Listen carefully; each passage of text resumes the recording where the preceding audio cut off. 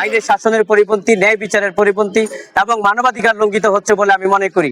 এই মামলায় কোন আসামিকে 3 দিনের বেশি রিমান্ড দেয় নাই বিজ্ঞ আদালত, কিন্তু কোন অদৃশ্য কারণে আজকে ওনাকে 3য় দফায় রিমান্ডে নিয়ে 14 দিন রিমান্ডে নেওয়া হয়েছে, যা সম্পূর্ণভাবে আইনের শাসনের পরিপন্থী, ন্যায় বিচারের পরিপন্থী এবং মানবাধিকার লঙ্ঘন করা হচ্ছে বলে আমি মনে করি। ডিজিএফআই এর সাবেক প্রধান লেফটেন্যান্ট জেনারেল অবসরপ্রাপ্ত শেখ মামুন খালেদ সাহেবকে এই মামলার তদন্তকারী কর্মকর্তা আদালতে উপস্থাপন করে তার কাছ থেকে 2 দফায় রিমান্ডে অনেকগুলা তথ্য এসেছে।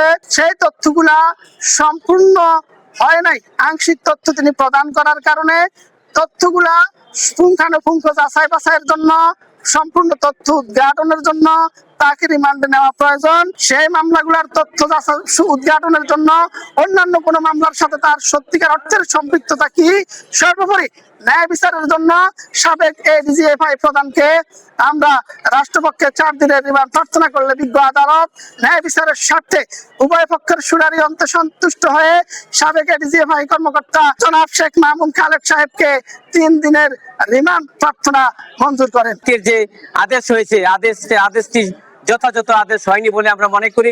এই আদেশের এগেইনস্টে আমরা উচ্চ আদালতে যাব। আমরা আশা করি উচ্চ আদালতে আমাদের আদেশটি পূর্ণ বিবেচনা করবেন, তাহলে আইনের শাসন প্রতিষ্ঠিত হবে এবং ন্যায় বিচার প্রতিষ্ঠিত হবে।